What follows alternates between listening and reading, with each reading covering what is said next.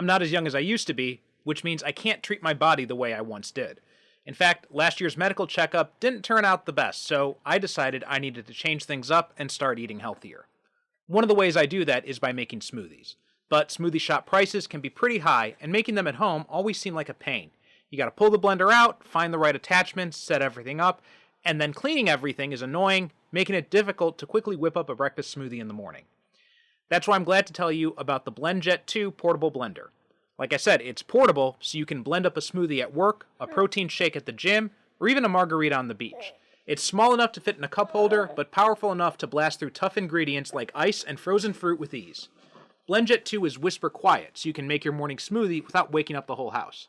That's especially important to me because I wake up before the rest of my family, and once my kids are up, my morning work routine is pretty much shot to hell. And best of all, BlendJet 2 cleans itself. Just blend water with a drop of soap and you're good to go. BlendJet 2 has over 30 plus colors and patterns to choose from, so if you don't like one design, there's definitely one that suits your personality. So what are you waiting for? Go to blendjet.com and grab yours today. Be sure to use my promo code SuperCinemaPod12 to get 12% off your order and free 2-day shipping. No other portable blender on the market comes close to the quality, power, and innovation of the BlendJet 2. They guarantee you'll love it or your money back. Blend anytime, anywhere with the BlendJet 2.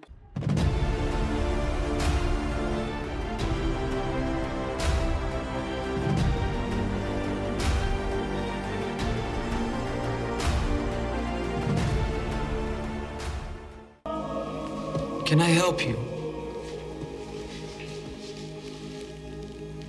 I'm sorry, Father.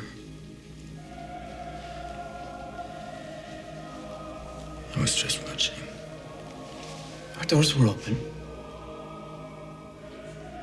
It was all his fault.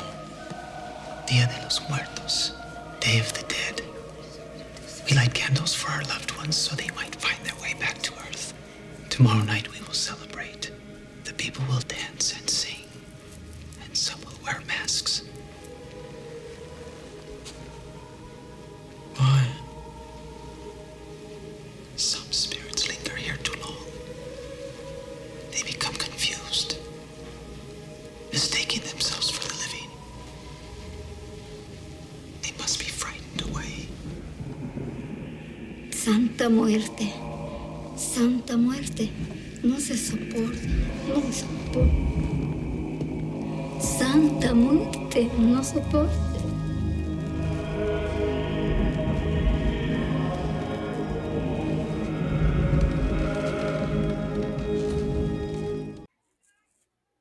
Welcome to the Superhero Cinephiles Podcast. I'm your host, Perry Constantine, and joined by a new guest today, and that is Mike Brace. Mike, how you doing today?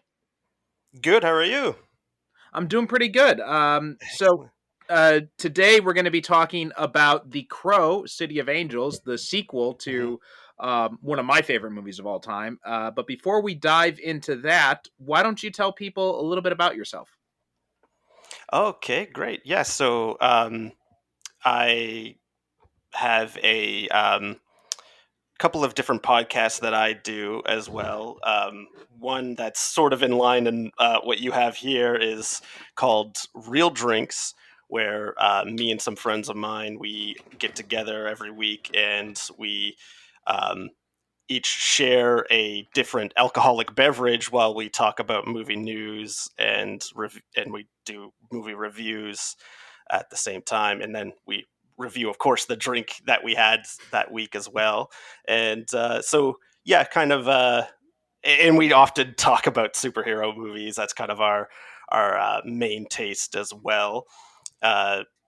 Do a couple of other podcasts as well with have a couple with my sister. One where we talk just about whatever we feel like. It kind of gets political sometimes. We'll talk politics, but then we often will just pull up a random article on like Wikipedia and just go over that and talk about fun little nonsense sometimes there. And all of my podcasts are part of a podcast network called the Real Media Network. And so if you want to check out any of that, you can go over to realmedianetwork.com and find some shows that maybe interest you there. Okay, very cool. So you mentioned you talk about superhero stuff as well on your Yeah. show. So what kind of got you into superheroes? Were you a comic book fan growing up, or did you get in through TV or movies? Or what's your superhero fandom origin story? Sure. Yeah, I would say kind of equal parts, honestly. As a young child, it was honestly it was probably the '90s Spider-Man animated Hmm. series that hooked me real good. But my brother, my older brother, he's 10 years older than me. He was a comic book reader, and he would just pass me, comic books, because he knew that I was, into the '90s Spider-Man show, the '90s X-Men show. So he would pass me some comic books and just be like, "Here, they're yours now," because he collected so much. So he would just hand me ones that are like, he's like he'd be picking up so many books, but he's like, I can't, I'm not holding on to all of these. Here, I'll give you some of these. So he was handing me Amazing Spider-Man and Batman at the time, and uh, so yeah, he really got me into comic books, and I've been reading, monthly certain titles since then, since like the mid 2000s probably. I've been, Hmm. yeah, reading certain titles monthly, right? Okay, awesome, Yeah. cool. So what? So I like to ask guests, both new and returning, this question: what are you interested at the moment? Like comics, movies, TV, anything like that? What's kind of Mm. grabbing your interest right now? Sure. Yeah. Yeah. Comics wise, I would say, yeah, a lot of the stuff going on at DC's pretty good lately with Hmm. Mark Wade's. I'm not sure if you're reading the Mark Wade books, The World's Not Finest. not yet, because I get everything Yeah. in trades and usually only when they Sure. come on Yeah. sale. Yeah. Yeah. But Yeah. that is one that is definitely that I'm keeping an On the eye out radar. for because I Yeah. love Mark Wade's work. Oh, yeah, one of the best, right? Hmm. So yeah, he been working on World's Finest. Just anytime he's writing Superman, it's just so good. And then just this past week, he launched Shazam with the same artist Hmm. at DC too. So uh, really good stuff going on there. And then I'm also just a huge Jeff Lemire fan. I always Hmm. read everything he puts out. So uh, one of his books is coming to an end. Little Monsters. That's a really good one about like children who were turned into vampires when they were really young and how they're surviving. I'm not sure if any of your listeners are reading that, but if they're fans of Jeff Lemire, I'd say get in on that. There's one issue left of that coming out, but then again, just yeah, anything Jeff Lemire, you pick it up, you're Hmm. gonna like it. Yeah, Yeah. his Green Arrow run that he did several years back was mind blowingly good. Yeah, so good. And that the artist that he did that Green Arrow run with, he's been working on a lot of different. He's done a few different books now with him at Image. I'm not sure if you read any of those, but Gideon Falls was really good. Now he's kind of doing this anthology horror series with that artist called the Bone Orchard Mythos, and all Hmm. that stuff's really good too. Yeah, Yeah, it's Andrea Sorrentino, if I'm not that's right. mistaken, and I think You're right. they Yeah. also worked together on Old Man Logan. I think too. You're correct. Yeah, yeah, Yeah, and exactly. was Yeah. that did they work on Moon Knight together as well? Or oh no, that was Smallwood. I But Yeah, the exact yeah. There you go. Yeah, yeah. I didn't think it was him, but yeah. Um, non comic book related. My wife and I just wrapped up. I'm not sure if you heard of this show, Jury Duty. It just kind of yes, came out. what we recorded an episode not too long ago, and one of the guests, I'm not sure if he mentioned it on mic or off mic, but he was Oscar Owens. He was talking about that show and talking it up. Okay, yeah, it's really good. Yeah, we just started watching it yesterday. There's only like 8 episodes. They're about half hour a piece, and we started it last night, and we just finished it now. It's really good. Just a really interesting concept, and um, yeah, yeah, I really recommend it. It's funny, and then it's just also very like honestly kind of like eye opening to like the whole because it's like an experimental way of like making a show, and it's Hmm. quite interesting. Yeah.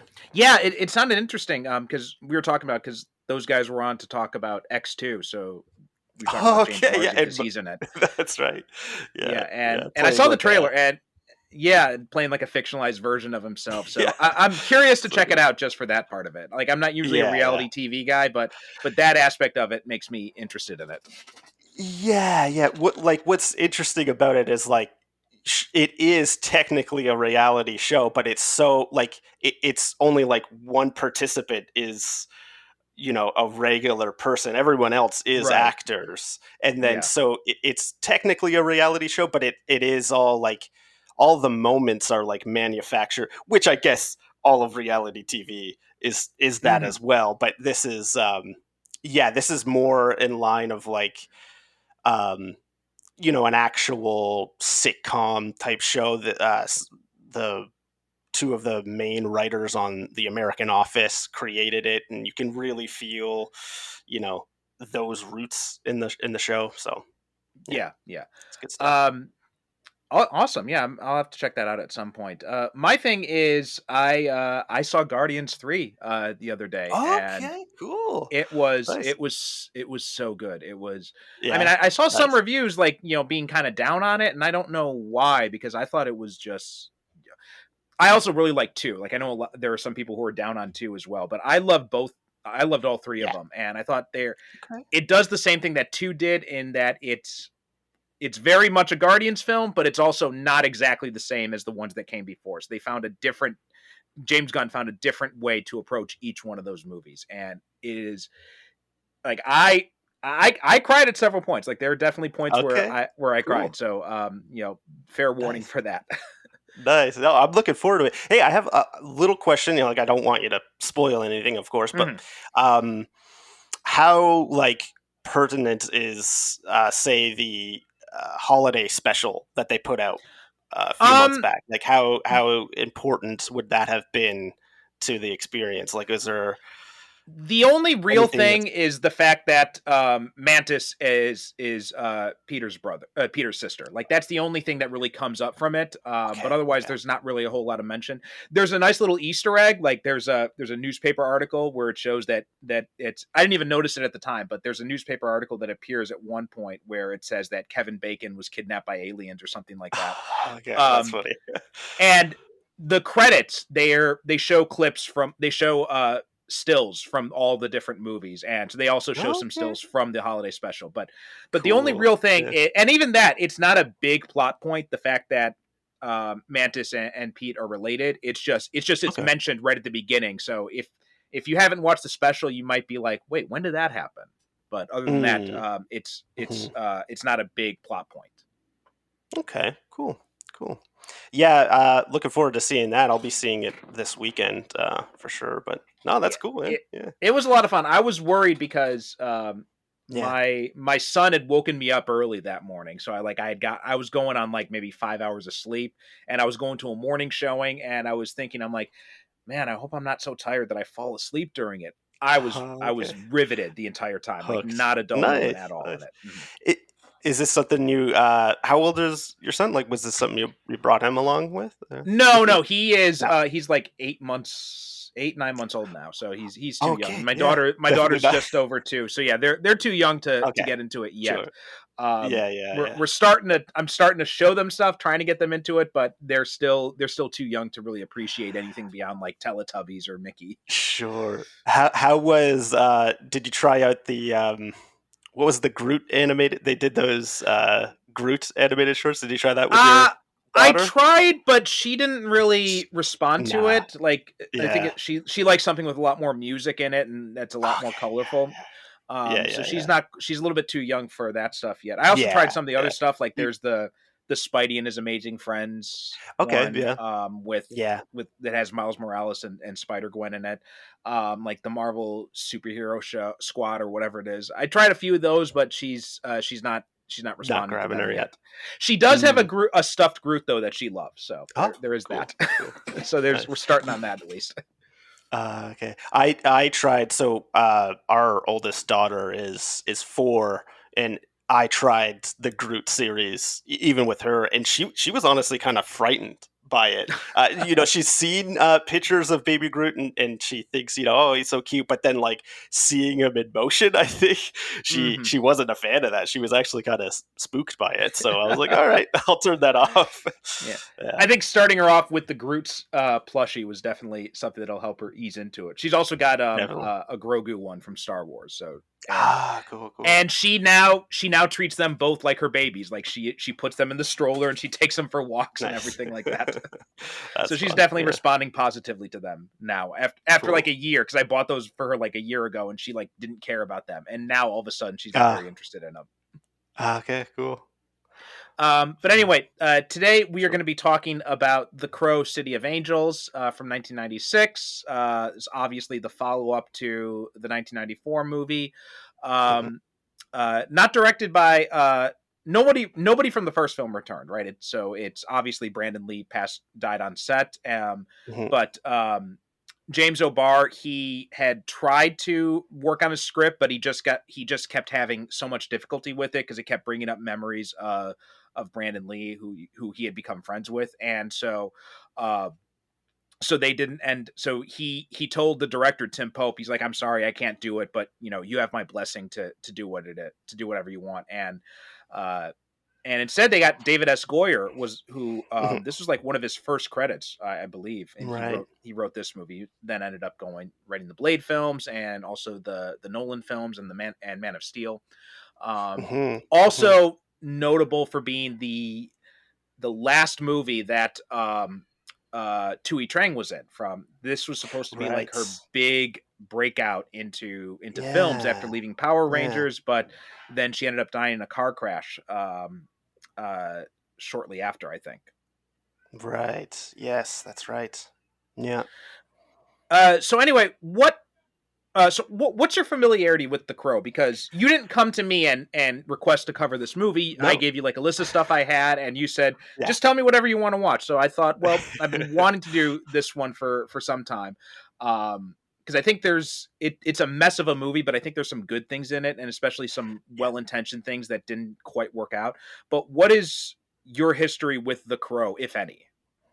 Sure. Yeah, I had watched the original Crow like ages ago, and I barely remember it, to be honest. And then I think I've seen like bits from some of the different movies, but I really didn't remember anything from this one. So maybe I saw one of the other, because there's like two other movies, I believe, and then there's a TV series. Yeah, there was both the other two movies. This was the last one that was released in theaters. After this, you had The Crow Salvation, which was in 2001, I want to say. And then there was that was like with Eric Mabius, I think it was the main character, and Kirsten Dunst was in that. And then The Crow Wicked Prayer, that one actually had some names in it, but it was also direct to video. Like it was Edward Furlong played the main character in that one. David Boreanaz and Tara Reid and even Dennis Hopper all played villains in that one. I mean, Salvation had some moments, but Wicked Prayer was just god awful shit. And really, and the TV show's a guilty pleasure, right? It's got Mark Dacascos in it, and it's very low budget. It's very much made for syndication. But it was, and especially towards the latter half of the season, it got pretty decent. But then production companies changed, and so it ends on a cliffhanger and they were never able to complete the second season. Okay. So, and then was that series, that one season, was that another character as the Crow, or no? That one was the Eric Draven character. So that was Brandon Lee's they character. tried to kind of reboot. Yeah. They had gone through the origin story in the pilot episode, and then the whole idea was after he had gotten revenge, he had to kind of like balance the cosmic sales, so he had to go out, basically going out around and helping people and stuff like that. And I mean, your mileage may vary. I saw that came out when I was in high school, when I was like at the height of my Crow fandom, so I really got a kick out of it. Sure. Yeah. I think I remember like seeing it, like flipping through channels and kind of like seeing glimpses of it, but just never really getting into it. And Yeah. then, like I said, yeah, I remember watching. I was probably pretty young the first time I would have watched the first Crow. So yeah, I really don't remember much of it. So not much of an attachment. Never read Hmm. the comic book series either. So yeah, no real attachment here for me. But I was more than happy to just do show up and watch anything. And yeah, watching this movie, I kind of would want to echo. You kind of said something about there's some good elements to it, and I think deep down there's a good movie in here somewhere. Hmm. Like Yeah. this movie is almost good, and like the look of it, it kind of carries over. I get, yeah, it's obviously set um, in a different. So I did go back and rewatch the first Crow as well Okay. to prepare for this, to like get it all, all the whole story thus far anyway, and knowing that. So the first one's set in Detroit, and Right. then It's this never one is. explicitly mentioned, but Oh, it's sure. it's Yeah, yeah, it's yeah. hinted at several times. Like Yeah. at one point, T-Bird calls the gang. He's like, he calls them like Motor City fuckheads or something like that. Right. Yeah, And yeah. the comic book was the original comic that James O'Barr did. That was set in Detroit. Okay, yeah, right. So that, and then this one obviously is a different, a fictionalized LA kind of thing, right? But Right. I find the overall like feel of the like production design between the two movies pretty on point, like similar, Yeah. right? Because it just feels disgusting. Like the world just feels gross and broken and Hmm. beaten down, right? In both the first and this one. So I think like overall the look isn't, you can argue that, yeah, some of the CGI isn't as great as, not that the first one, I guess the first one for the time obviously had really good CGI, but Right. then, maybe it doesn't exactly hold up. But then compared to this one, yeah, it doesn't look that great. But then Hmm. I just mean in terms of like the overall production design and the way it looks, and the feeling, like setting wise, Hmm. it's about on par with that first one. And just, it really conveys that like emotion of despair and dread and sadness and just, Hmm. this is these are broken people in a broken city, so I think Hmm. it did that really well. Yeah. Yeah.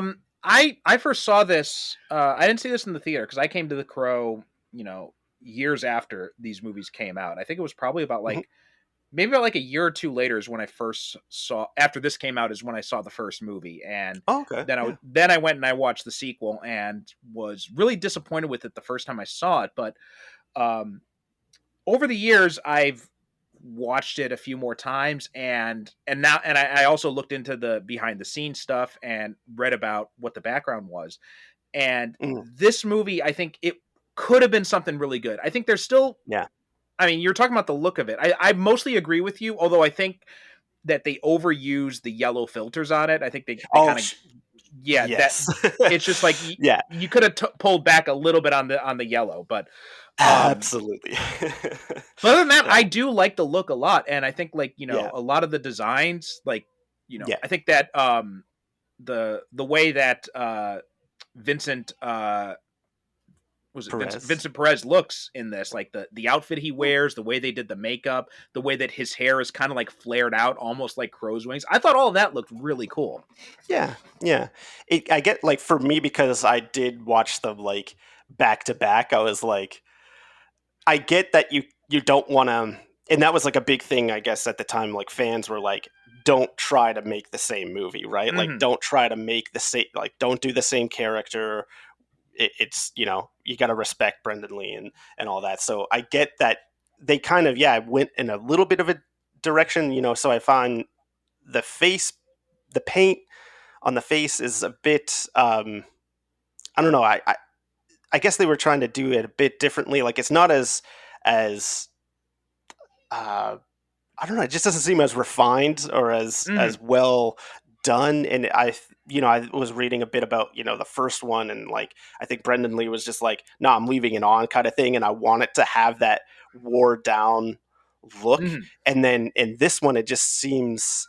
Um, like an afterthought almost. It's kind Mhm. of like, oh yeah, like let's just put it on, and like it sometimes it just doesn't feel like, I don't know, it doesn't look as good. I guess I meant more so the look of like the set dressing, like there's Mhm. just like everything is broken. Yeah, I'm totally with you. Like the filters that they put on to just make it look, yeah, like amber almost, like Mhm. they way overuse that. But um yeah, I think like stylistically they kind of did okay for sure, right? Mhm. I guess it just looked so different, and yeah, like the hair, they they definitely, yeah, did things differently. It just, I guess for me, like because I watched them so close to one another, I was like Mhm. wanting that original, you know. Well, I think one of the problems with this movie is that Goyer and Pope did set out to make this something different and Right. to set it apart from the original, but to still have that continuity through Sarah. And Mm. then, but after they finished it, like the Weinsteins took the movie and basically cut it all up and made it so that it matched the same structure as the original movie. And Tim Pope has been Mm. on record as saying like he basically completely disowns this movie. He says, they completely Mm. butchered what it was.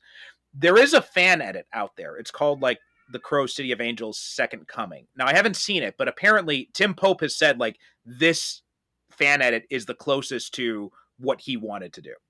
Um, Okay. Okay. and there's apparently some stuff that the editor didn't have access to. Like there's some scenes that maybe that weren't filmed or something like that. So he had replaced, but to make it as true as possible, he had like done some like placeholder cinematics or something like that, like kind of like an old silent Mm. movie. So I guess there's some information or something like that was in those between scenes. Um, Mm. Also, there is a comic book. There was a comic book adaptation, and it's 3 issues. If you can track it down, it's well worth the read because that is also much closer to what the original screenplay was, and you really get a Okay. feel of how the movie was supposed to be very different from what we ended up getting. That's cool. Yeah. But what were some of the things that you liked about it, or some of the things that kind of jumped out at you about this movie? Hmm. Well, let's just say, well, before we Um. go into that, let's just say, like, overall, like, just top line, what would you say your opinion of this movie is? Yeah. I don't. I don't really like it. It's not. Um. It's. It's just kind of, yeah. Like I think, yeah, you're kind of mentioning, yeah, like the Weinsteins come in, and then it does just feel like they were trying to make the same movie. Well, obviously, originally the filmmakers, the director and the writer, they didn't want to make the same movie, but then Mm-hmm. throughout the post production process, yeah, the producers coming in and screwing it all up. So it does feel like it's just beat by beat by beat, and like the same kind of movie. It's like, okay, he's taking on this bad guy, now he's taking on this bad guy, and then like the whole relationship, this weird dynamic between him and Sarah, which Mm-hmm. I didn't realize it was supposed to be like a sexual thing until like kind of the end. I was like, I didn't feel any like real chemistry there between them. And then it's like, well, you get, it's like kind of peppered, but just so loosely. And then Mm-hmm. it's like, oh, okay, like they are like really in love. I don't know. It just didn't feel right to me. And it's, I know like this takes place X amount of years after the Mm-hmm. first one, but it again kind of going back to the fact that I watched them back to back. Like I know she's played by you know, um, an older actress in this one, Yeah. but I still like feel like she's younger. And then, this guy is like older and he's a father. And then there's just like a passing little bit of dialogue of, oh yeah, like the mom left or whatever it was. And then it's like, oh, is that like justifying you Mm-hmm. being with this younger person? Like she just felt like a lot younger than him for some reason, so I felt a little uncomfortable about that. Well, there And is then a it's bit like of an he's age gap. dead. They are like Yeah. I was curious. So I just looked it up. Yeah, Oh, sure. Vincent Perez is about like 11 years older than her, so there's a Oh, slight okay. age gap there. Yeah, which, I mean, yeah. That's not unreasonable or Fair, anything. yeah. I mean, Like, fair enough. That's exactly the age gap between me and my wife, so I'm okay, okay with yeah, that. no, like, yeah, there's nothing inherently wrong with that, but it just feels, you know, like he's someone that's back from the dead, and then like Hmm. I don't know, I'm still just like picturing her as that kid from the first movie, so like it didn't feel, I don't know, it was just a weird feeling to me, especially that like it's supposedly like romantic, and Hmm. then so I just didn't buy it, you know. So that's it. It's interesting you say that, and I think this has something to do with the fact that I've watched this movie so many times, and I've Yeah. read the comic books, so I've Oh, got a sure. better the comic book adaptation, I should say, because this wasn't Mhm. based on an existing comic. But and also just knowing about all the behind the scenes things, so I can, if I think back to when I first saw this movie, and again, we're going back like 20 plus years when I first saw this movie, so my memory's very fuzzy of it, but I think I agreed with you back then the first time I saw this movie that Okay. the relationship Yeah, yeah. definitely seemed weird, and just didn't seem like it was developed well enough.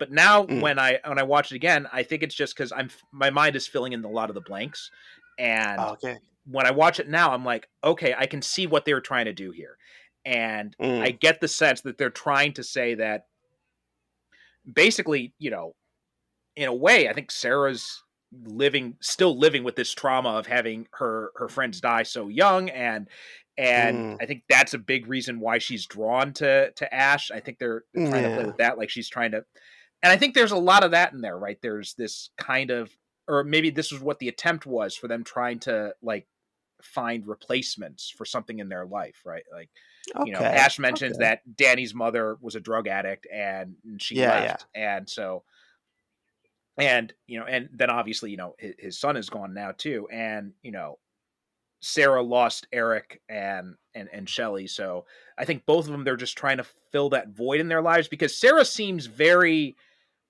she definitely seems to have that void in her life to begin with, right? She's so obsessed with the crow, and she's painting this, and I think I get the sense that she's like a bit psychic too, because the Yeah. or prophetic, because she seems to have this link with the crow, and she's painting this painting, and it looks like Brandon Lee and Shelley, right?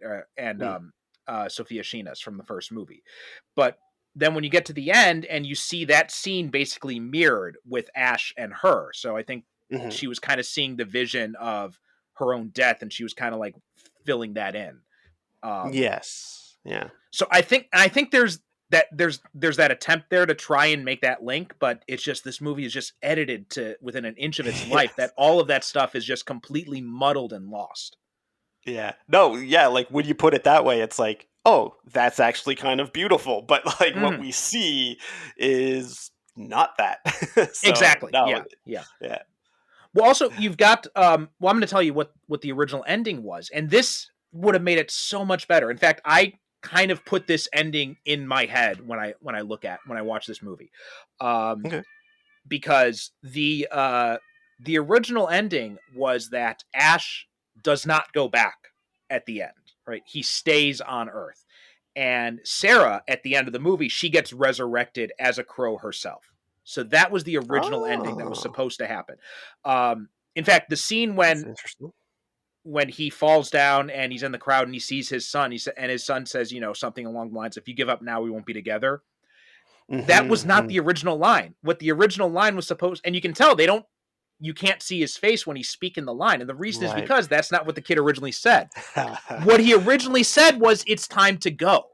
He was there to say, like, your time is up. You have to come now. You have to go. This is your one chance Mm, to leave. And okay. Ash refused. And he decided to stay so he could try and save Sarah. And that was supposed to be Oh. like, basically he was stuck now on Earth as the crow Hmm. as a result of that. There's also another scene which hints at this too, when him and Sarah are talking and he's kind of asking about, what he's supposed to do. And it is one of my favorite scenes in the movie, just in isolation viewed of it, because it's when, he says, "After I kill them all, what next?" And she says, "You go back." And then he just kind of, he Mm-hmm. reaches and he looks at her and he just kind of reaches for her hand. And he's like, "What if I don't want to go back?" And Yeah. that was supposed to be this hint that he's trying to build up a life for himself. He doesn't want it to just be about vengeance. He wants to have a second chance at life as well. And I thought, God, that would have been so much more interesting to play with instead of just going with the cold revenge route. Yes. Yeah, that man, like you just like describing that, I got like goosebumps. Like honestly, I'm like that's like a good really interesting direction that they could have gone. But yeah, that's too bad that they didn't do that because that would have been yeah just something entirely different, right? Yeah. Because yeah, we get a lot of like I don't know like I guess I kind of liked the colorful cast of characters, like seeing Iggy Pop as one of Mhm. the bad guys. Yeah, Thomas Jane as one of the Yes. bad guys there Yeah. too, and like they all had like their little moments, and none of it's like particularly great, but it is interesting, seeing them in there. But yeah, I don't know. Yeah, there's a good movie in there. It just we don't didn't get to see it Yeah. Yeah, unfortunately. I mean, I'm really curious to go see the I got to track down that fan cut cuz I'm really curious to see how he fixed it up. Um Yeah. Also at the end too, like that scene where he's talking to the little girl Grace. Like I think that was like a reshoot or something, I believe, because actually what he's supposed to do, I think he um what he does is he's actually talking to a priest, and he says and the priest asks him what he's going to do now, and he says that he's not going to let another shadow fall over Los Angeles. And so that was kind of like, and so like my reading of this movie when I get to the end is I try to fill in this gap. So for me, when she says where are you going now, and he says a Mhm. better place, my mind says okay, that's where the movie ends and he's still on Earth. He's not, because we never Ah, yeah. actually see him go back to his grave. We just see that one scene with him and his son, which was actually supposed to be a flashback originally.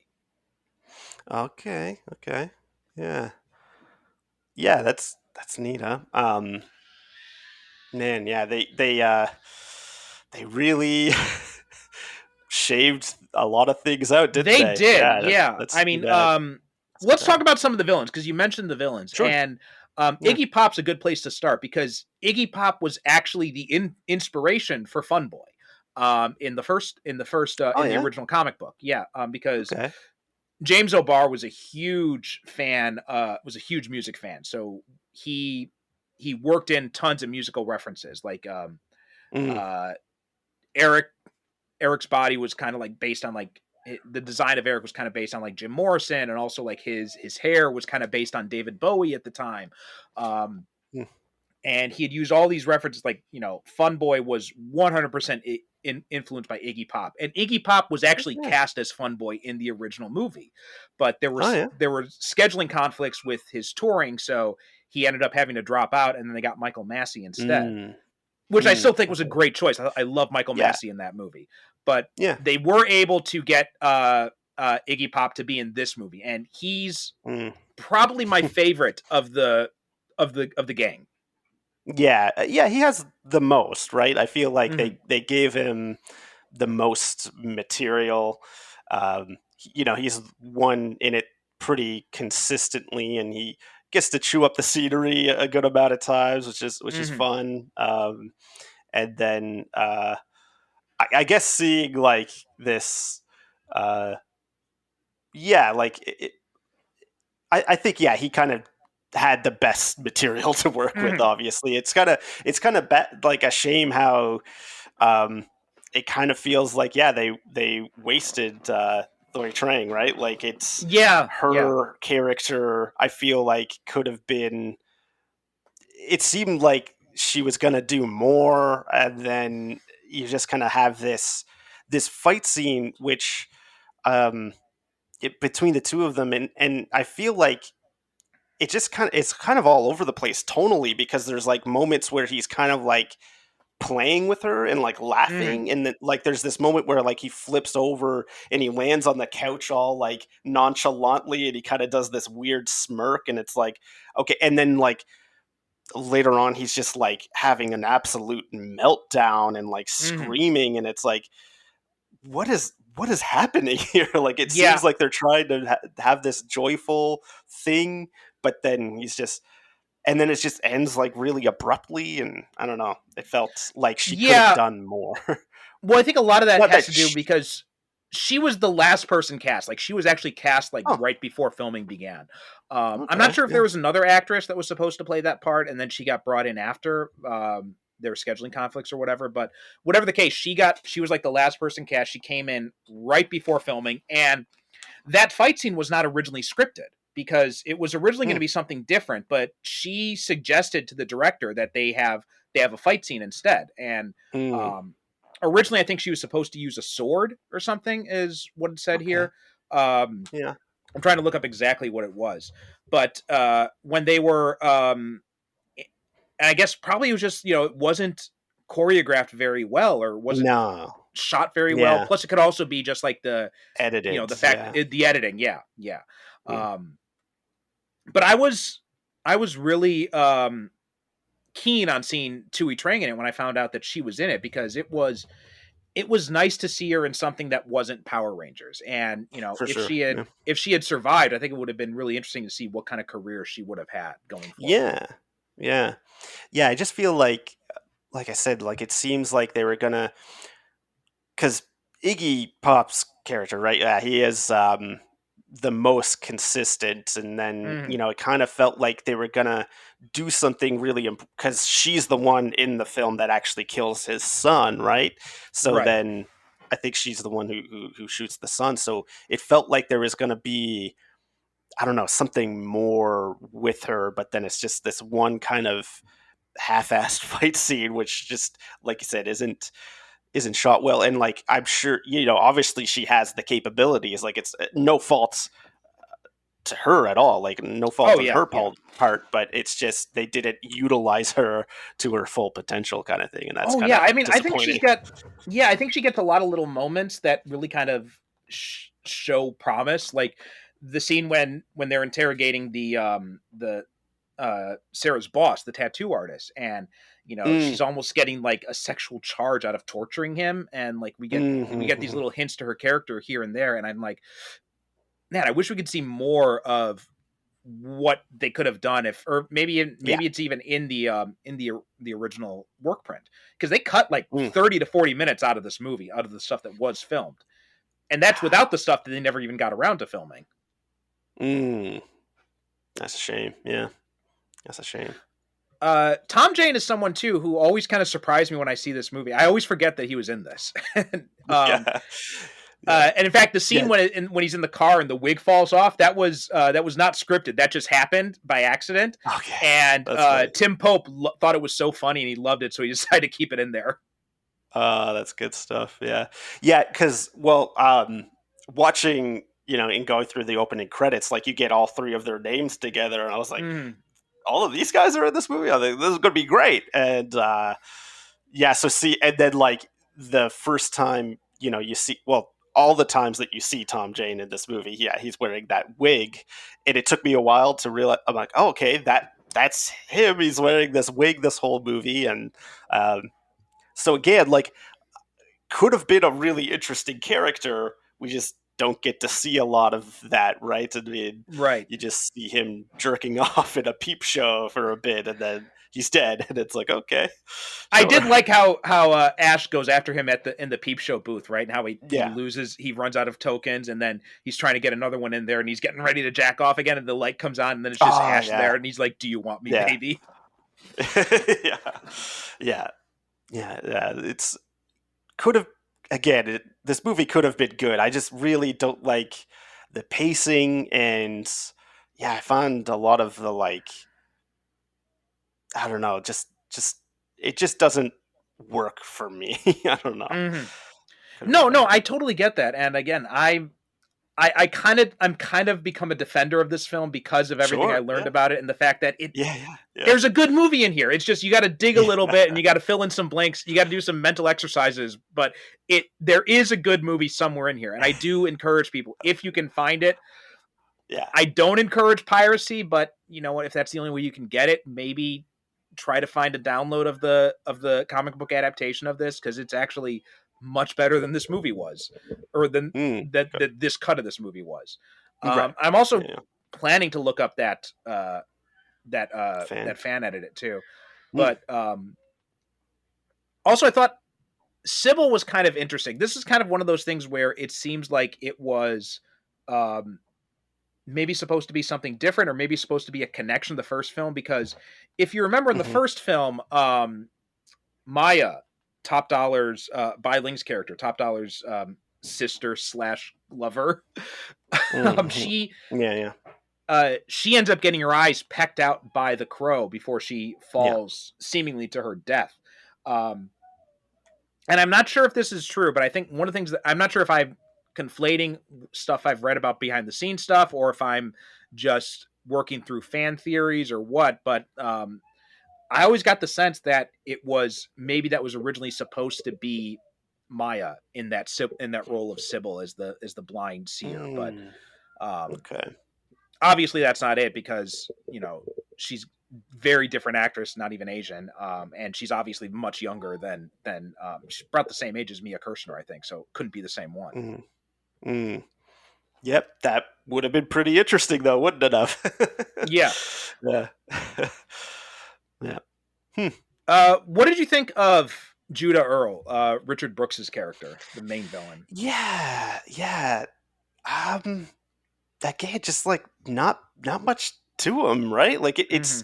it's interesting. Like, yeah, he's like supposed to be this, this kingpin type character, and then it's like this is like he seems almost just like looking at him from the outside, it's like he seems normal compared to like the cast of characters that he Mm-hmm. keeps around him. Like all his like henchmen are so out there and flamboyant, and then it's just like he's kind of just this regular looking person. He's not Mm-hmm. wearing a wig like Tom Jane. He's not like a rock star hair like Iggy Pop is or anything. But yeah, I just feel like I didn't get much from him as a character. And then, like, this whole thing, yeah, of him wanting the power of the crow and just being Mm-hmm. really evil for like the sake of being evil, kind of Yeah. feels like. I don't know. It didn't do much for me as a character. Yeah, I mean, I think Richard Brooks does a good enough job with what he has, but one of the things too is there was a scene that this was cut out where Judah tells Sarah that when he was younger, he almost drowned and died, and that led to this kind of obsession he has with the occult. Which I'm not sure if that's enough to explain his actions here, but at Mm, least it's some added character yeah. beat that would have explained something. I mean, I think if Yes. anything, they probably should have at least left that in. But Hmm. also another thing I find weird is it feels like he's playing two different characters, right? I like the Yeah. idea of him finding a way to take the powers for himself, but because that is kind of a spin on the original one, where you know Top Dollar finds out that Eric gets weakened when he shoots the crow. Um, Hmm. and so what he does instead is this time, instead of weakening Eric, instead of weakening Ash, I should say, Judah instead consumes Ash's powers. And I thought that was a nice twist and gives you something different Yeah. from the first one. But Hmm. Richard Brooks, he goes from like this very like subdued, very cool performance throughout almost all the Hmm. movie. And then Hmm. once he gets the powers of the crow, he like starts camping it up for some reason. It just doesn't make any Hmm. sense. Yeah. No, I definitely agree. Like, yeah, it just felt like, and even I found that was such a weird contrast that he was so, as you say, like calm and cool and collected, and then he has these, henchmen that are just chewing up the scenery, and Tom Mm-hmm. Jane just going around with the camera all the time, and it's like he seems like he would not want to associate with these type of people. Yeah. Like he seems like it's all business and like really, you know, uh, like a bad guy. Not that they're good people, but like he just, I don't know. It just felt weird. And then like those moments that he does start camping it up, like they're already dead. So like I don't know. yeah, like tonally, like the performance felt just all over the place. And Yeah. again, it's not like faulting the performer, it's just like what they're given, like, and they got to do the best that they Yeah. can do I mean, I with what think they're given. yeah, because I think it would have been so much more interesting if he did have that cool persona throughout. Because I mean, I think Mm, talking about, like you mentioned that scene where Ash flips on the couch and he kind of like smirks at Kali, and mm, one of the things they tried to do to differentiate Ash from Eric was to show him as more of like a trickster type, and like having a little bit more fun mm, with the powers and all mm. that, which I think is a nice attempt to try and distance himself. And then when you Yeah. had Judah at the end, it would have made such a better contrast if he's just like this like cold, unstoppable killing machine. Would have that contrast Yes. would have worked a lot better. Instead, it's like they go into like generic, almost Batman Joker territory with Ash just being like trying to be like this stalwart hero type, and Judah just being Yeah. like this wacky villain. Hmm. Yeah, that's pretty spot on. Yeah, that is a lot of what that felt like. Yeah, not great, huh? And then Mm, just yeah, that like his death scene too felt really strange, and that yeah. effect does not hold up at all. No, The no. crows devouring him, but it just yeah, not great.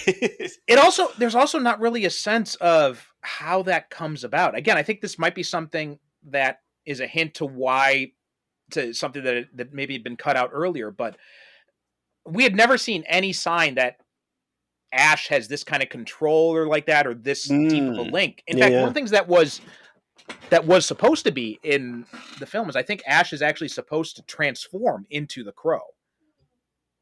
Because there's that one scene when he Okay. comes down to meet Callie, and he like almost like it's like there's a transformation that happens.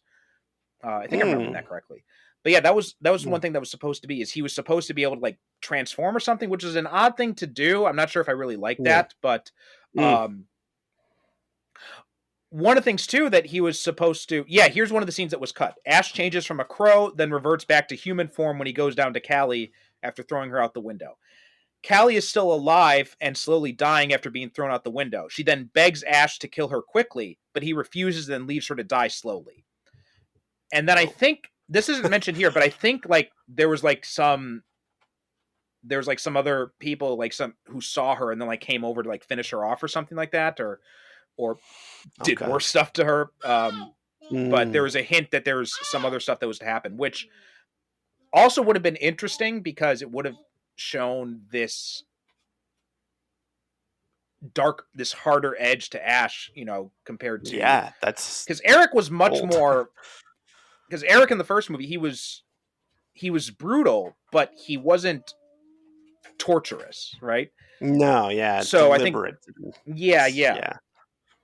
Yeah. So I think there's obviously something to that would have been interesting Mm, to see for Ash in this movie. definitely. Yeah. Um, hmm. Yeah, that could have been that would have been dark. Yeah, Hmm. that would have been pretty dark. But yeah, I just yeah, going back, I guess yeah, to like the whole characterization of Ash, like it. I guess yeah, you're saying like he's supposed to be a trickster because those like magic tricks that he does every once in a while Right. felt really out of nowhere too. Like it just like okay, like why is this happening? Like I don't know. It just didn't feel necessary to be Yeah, I think happening. I think that's the problem with again with all the editing that was done is those aspects get under get overshadowed by everything else that's happening in this movie, and it's the kind of thing you don't notice unless you've watched this movie a few times, and then you start to pick up on it, and then you start to realize, okay, I see what they're doing here, and it's just that this is just this thing got butchered so much that Yeah, it's hard to yeah, see it get all that on the first viewing. yeah. That yeah. No, it's a real shame because yeah, like that's when you think of like the overall picture of what the characterization could have been, like that would have been really nice to see. And it's just a shame we didn't get to see that. Yeah. Um, we kind of touched around about Mia Kirshner's performance. What did you think Oh yeah. of how she played the character? Um, I liked it. I didn't mind it. Like it was. I didn't know that there was going to be any sort of connection to the first movie. Jumping into this one, so like Hmm. no, like it's like, oh, it's that character. She's all grown up now, or not all grown up, but she's much older now. Um, I was excited. I was like, this is really cool, and like you have like little bits of her with like the young girl at the beginning of the movie that she Hmm. wants to kind of like take care of, and I'm like, oh, that's like a nice kind of full circle kind of thing for Right. her as a character, and um, no, I liked. Yeah, I liked the character for sure. She was Yeah. one of the better parts of the movie, I would say. Yeah, I think so too. I think I've read over the years that she'd gotten a lot of criticism for her performance, but I think she does a pretty good job with what she's had and how this movie was edited. You get the feel that there's more going on the under the surface with her than and so I found myself really I paid more attention to her on repeat viewings when I watched this movie. Mm, mm, Because I think there is an interesting aspect to her character that I think it's there if you kind of squint and you like you tilt your head a little bit to yeah, the side and you can see these things pop up. yeah. Well, I think, yeah, you kind of mentioned it earlier too. Like she's gone through so much Mm, watching her friends die and things like that, and now she's older, and yeah, she's kind of having these visions, and she sees Ash, right, and so she's drawn to him. So like I get that. Like I get the performance that she was bringing, where it's like this is someone who's seen a lot of dark things happen and has lived through a lot of trauma as it is. Not to mention, just like I don't know, I just find it fits this dark, broody world that yeah. exists as the setting, right? And like for her to be, yeah, this performance just makes a lot of sense to me. Yeah. Yeah, and too, like, the trauma, not only the trauma of having her friends die, but, she got kidnapped, and then, yeah, the Yeah, whole thing about her yeah, her mother was a drug hostage. addict, right? And all that Yeah. kinda stuff, dealing with that, and even though her mother kinda, like, reforms, partway through the movie, there's like, anyone who's known anyone who has had any sort of substance abuse problem, it's not that easy, right? I mean, Mm. so you gotta imagine there were still some hard times after that. Yeah. Yeah, for sure. Yeah. Yeah, exactly. Um Because there's a lot of stuff in between the movies that we don't exactly see either. So, Right. yeah. And we get the sense that her and and Noah, her boss, work Mm, together in Detroit because she does mention to him at that one point, she's like, it's better than pushing ink in Detroit. And then he says, well, you can say that again, love. So it gets a sense that maybe they were working together there and then mm, they left Detroit and came out to LA, which again raises the right, question right. of, why would she have had to leave? Right. That's again something else that, I'm not sure if that was in the original script, but that's something else that got me interested in. Every time I hear that line, I Mm, kind of perk up a little bit. right, right. Yeah. But yeah, I think that's. Is there anything else you wanted to mention about this movie? Anything else that kind of jumped out to you? Yeah. I guess, yeah, like just overall, right? Like it's really not like so bad that you can't, you know, it's not like awful. You know what I mean? Like it's not awful. It's just not that great. Like there's moments that I just feel like everything could just be a little bit better, Mm-hmm. and there again we've mentioned it a bunch of times already, but like it's somewhere in here there's a good movie, and maybe on further repeats, I'll viewings, I'll see it differently. I think this first time I watched it, it was just uh, again watching it so close to that original movie. It's like because that movie is so good, and then watching this, it's just like, what is this movie? Like, what is going on Mm-hmm. here? Everything just feels a little bit off, but it's not like so bad that you know you can't sit through it. So it's got a lot of good things going for it. I mean, the soundtrack is great Mm-hmm. along with the first one. Like they both have, if not of the era, but it's. I think the soundtrack holds up really well. Um, so yeah, no, I think overall, like if you're curious about the franchise, definitely check out that first movie.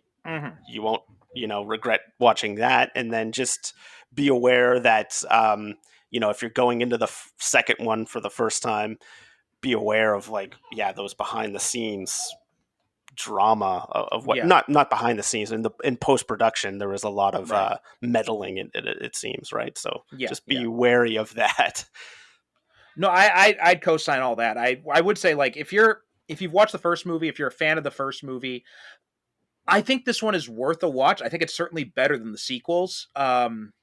Maybe track down the fan edit instead, but it's again, there's parts of a good movie in here. It's just it was just edited in such a way to make it such a slave to the structure of the original. And Yes. Yeah. but I do think that there are some good aspects of it. I mean, I can't say the same thing about the sequels. The sequels are terrible, and this one at least is worth a watch. It's got some good things. Same thing with the TV show, right? The TV show, it's not going to be for everyone. It's not the first movie. Nothing is going to be as good as the first movie. Yes, I think that's absolutely. something you obviously have to get out of. So you have to kind of disassociate. It's funny because even though this is the only one that has a link to the first movie, you do have to kind of disassociate it from the first movie to kind of enjoy it a little bit. Because if you're focused too much on the fact that if you're trying to compare this to the first movie, it's not going to hold up. It's definitely not going to hold up. But if you disassociate it as much as possible, I think you'd have a better experience watching it. And I think there is some good stuff in here. I mean, I think Vincent Perez does pretty good with what he has. The whole cast, actually, with the exception of Richard Brooks at the end. But other than that, I think the whole cast really does a pretty decent job in this. Mm-hmm. I would agree. Yeah. That was okay. You just kind of mentioned something there that I wasn't aware of. So, like the two other sequels, there's no sort of connection to these first two. No, at all? No, there's not at all. Than it, no connection. Being, right. Other completely, than completely different story. Which is in line with the comics, actually. Like the comics, they have. I haven't read all of them, but my understanding is that pretty much all of them are disconnected. Right? They don't have any. Okay. There's no sort of connections in any of the comics. The one exception is there was Image did a series. It was like 10 issues long, and that came out at the same time as the TV show, and it had the same idea as the TV show, where it's going to focus on Eric. It retells the origin story, and then it continues on from there. And actually, that was pretty good. It was written by John J. Muth, if I'm remembering correctly, and Alex Maleev, I think, did some of the artwork on that. Oh, nice. Nice. IDW put it out in one of the Crow Urban Legends trades, so I definitely recommend checking that out. It's pretty decent. It's I really liked it. I was reading it when it came out, and I was really disappointed when it ended just suddenly, because it just, I'm not sure if Image lost the license or if it was low sales or what, but it just suddenly ended, and it felt like a very abrupt ending. It was a good series though, and it was a nice insight into Eric, and also Albrecht is a big focus of it as well. So that's another thing I'd recommend checking out. Watch this movie with the understanding that it's not great. If you've watched it before, especially, I definitely say go back and give it another chance with this new knowledge about it, and you might enjoy it more the second time around. Or try to find that fan edit, right? Or try and find that fan edit, yeah. Yeah, that feels like it'd probably be, if you could get your hands on that, that's probably the optimal way to consume it, right? Yeah. Yeah. So, how do you feel about there's supposedly a reboot coming along, or a remake, or I don't know if there's a lot of information about that. It kind of seems to be in one of those things that's always kind of in production, but then just never really gets real headway. So I started the show back in 2019, and we covered The Crow in like the third or fourth episode of the show. And so it's like one of the first movies we covered in the show. And back then we were talking about how this movie was in production for a while. And now it's, we're like, what, like 4 years later, and it's still nothing Nell has come out. And I'll believe it when I see it, because it's been Bradley Cooper was supposed to play the role. Jason Momoa was supposed to play the role. I think Alexander Skarsgård was attached at one point. And so it's like, I don't know what's happening with it. I don't know if this is actually, part of me thinks that someone at Miramax or whoever owns the rights just keeps putting this out there so they can keep, getting paychecks from the Holding on studio. to it. I don't know what it is. It feels like a Yeah. tax scam at this point because it's just nothing ever seems to come of it. Yeah. But I'm not against a reboot in principle, right? Like I said, Yeah. I like the TV show. That was a reboot. I liked the Image comic book. That was kind of a reboot as well. I'm not opposed to the idea of rebooting it, especially because as close as the original movie was in tone to the comic book, it was also very different. They took a lot of liberties from the comic. So in fact, one of the things that is hinted at in the comic book is that because in the movie, Shelley is the one who is in intensive care and she survives, and then she's in intensive care for something like 36 hours or something like that, they said. Okay. In the comic, it's Eric who has who's in that intensive care. And it's hinted at that the entire Crow stuff is all just this coma-induced fantasy that he's having in his last moments of life. Oh, that's interesting. Yeah, so there's some really interesting things to play around with with that original story that hasn't been done in film. So, I mean, yeah, I'm not opposed to a remake. I'm curious to see how it would work. I think because any movie has a potential to be remade if someone has something to say about it. I mean, one of my favorite examples is there's a Japanese remake of Unforgiven, and it is brilliant. It's such an amazing movie, and it's with Ken Watanabe in the Clint Eastwood part, and they changed the setting, so it's not in the Old West, but it's in Meiji era Japan, and the way that they use that structure of that movie to talk about specific themes to Japan was just a brilliant use of it. Same thing with the American version of The Ring. They found some very interesting ways to translate that story to an American audience. And if they are ever going to remake The Crow, I am curious to see how they would approach it. And, I mean, it could end up being a clusterfuck. I don't know, but I'm willing to give it a chance if it ever comes up. Yeah, definitely. Yeah, if it ever, right.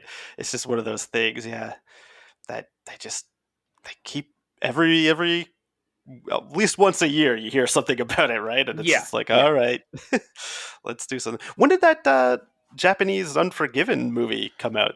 That was 2013. Yeah, 2013. Yeah, definitely see if you can track it down. I think it got I think it might be a DVD release in the US, or you could probably find it floating around somewhere. Okay. But yeah, it's a really that sounds real good. It is. Yeah, it's really good. Sounds really good. Nice. Okay, Mike. Thanks so much for coming on. Now, would you want to tell people where they can find you? Sure. Yeah. Like I said, there's the realmedianetwork.com, REE with two, real, not REAL, REEL, medianetwork.com. If you go there, you can see a list of all the different shows that we have on the podcast network, or I think it's facebook.com/realmedianetwork. And we're putting out different things all the time. So that's about where you can find our stuff. Okay, great. Well, thanks so much for coming on. There's a lot of fun talking about City of Angels. As for us, superheroes, thank you. As for us, superherocinephiles.com is our website, Super Cinema Pod on Twitter and Instagram. And remember, if you subscribe to our Patreon page, you get these episodes a week in advance. Plus, you get access to the Superhero Cinephiles Book Club companion show, where about once a month or so, me and a guest, we talk about comic books, graphic novels, all that fun stuff. Thanks so much for listening, and we'll talk to you next time. If you enjoy the Superhero Cinephiles, then you'll also love my companion podcast, the Superhero Cinephiles Book Club. All my Patreon subscribers get access to this exclusive podcast where I review superhero comics and graphic novels. Not sure what comics you want to read next or what you should dive into? I've got you covered on that. I'll be doing reviews, recommendations, and also talking to you about useful entry points if you're interested in reading some comics but don't know where you should start. Plus, you get access to all episodes of the main show a week before everyone else. On all of this for as little as just $1 a month. All you have to do is go to patreon.com/supercinemapod and you can sign up at any subscription amount to get started. Thanks so much for your support, and please don't forget to rate and review us on Apple Podcasts or wherever you get your podcasts.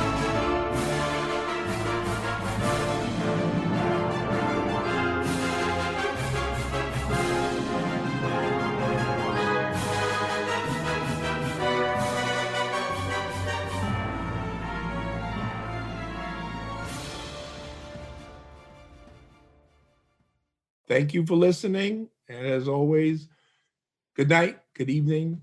God bless.